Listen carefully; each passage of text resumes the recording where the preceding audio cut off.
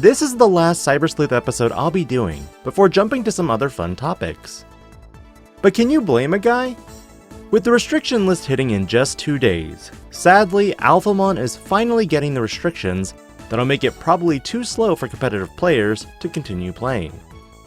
Not saying it doesn't have a chance in the meta, but the loss of extra protection and aggression is huge. As always though, if you enjoy these types of videos or want to see more theory crafted cards that I'd love to see in the future, do consider liking this video, subscribing to the channel, and hitting that notification bell for more future content. With that, this video aims to not only provide Alphamon with some support, but decks Dorugreymon decks as well. Coming in hot is another copy of Dorumon. We already have a Dorumon that can reveal the top 3 cards, and a Dorumon that can trash an X-Antibody card to draw 2. But what if we go the opposite direction now? What if Dorumon was an on-play Digimon that revealed the bottom 3 cards of the deck? Add 1 card with X-Antibody and its traits to your hand, and 1 Kyoko Kuremi.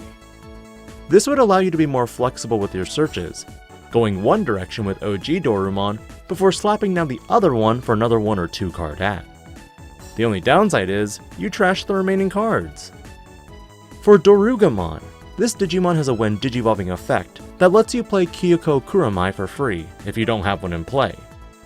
I.e., this is going to be the Kurisarimon equivalent for the deck in terms of tamer playing. But I'm not stopping there, because I'm also going to give an inheritable blocker to it if the Digimon is Alphamon as well.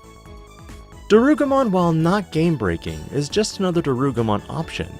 And now with Ginryumon and Dorugamon being inheritable blockers, it just makes it that much better for blockers on the X-Antibody side of things. But realistically, you wouldn't use Ginryumon for the fact that you're going to be utilizing this Dorugamon as another stepping stone to Dex Dorugamon. But the main reason why I wanted to do Kyoko Kuremi for this What If episode is in the level 5 department, Dorugreymon. Dorugreymon is the newest addition that X-Antibody needs in order to bring Alphamon back. Sure, you have a Dorugreymon at 1 that can protect you from deletion and DP reduction. But what if the newest one protected you from de-digivolve effects?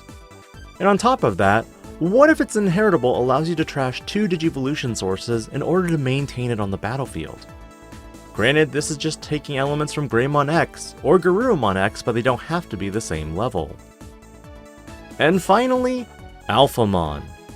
Alphamon has already seen not 1, but 2 printings in the Digimon trading card game. But while previous Alphamons have numerous effects, some security related and others utilizing sources from the trash, this one, well, takes elements from other existing cards. First, it gets a Dorugreymon-like effect that lets you place a Digimon card from your hand under this Digimon's Digivolution sources. When a card is placed under this Digimon, you get it unsuspended. And for the first of Alphamon, this one gets Reboot as an inheritable. This makes it possible for you to be both aggressive and defensive at the same time.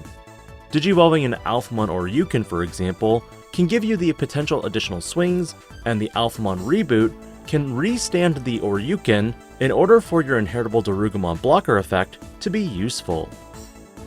But the most important card of this What If episode is going to be Kyoko Kuremi herself. A 2-cost black tamer that has some similarities to Cool Boy. But unlike Cool Boy, this tamer has a completely new effect that works with Digimon that plays cards under your Digimon. On play, reveal the top 3 cards of your deck, add 1 Dorumon and 1 X-Antibody trait card to your hand, and you trash the remaining cards. But her best effect is when one of your effects would place a card from your hand under your Digimon, you may suspend this tamer to place cards from your trash instead. This gives you a lot more flexibility of where you can pull effects from, especially if you're running one-ofs. Regardless, whatever card you're needing, you now have more flexible trash utilization as well.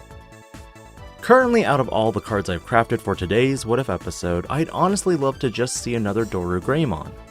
With the restriction to the current BT7 Dorugreymon, this severely limited Dex Dorugreymon decks, and in essence, nerfed them out of existence. How can Dex Dorugreymon be utilized? Because honestly, Digivolving from the trash is straight garbage. pun completely intended for the fact that you're paying for memory. Kyoko Kuremi I could see being bumped to a 3-cost memory tamer, but I wanted to put it on the same level of BS as Cool Boy. What are your thoughts on Kyoko Kuremi as another Alphamon related support tamer? Or the other cards I've mentioned in this video? Do you want to see Alphamon come back, or at this point do you think it deserved the Dorugreymon hit that also brought down Dex Dorugreymon as an innocent bystander?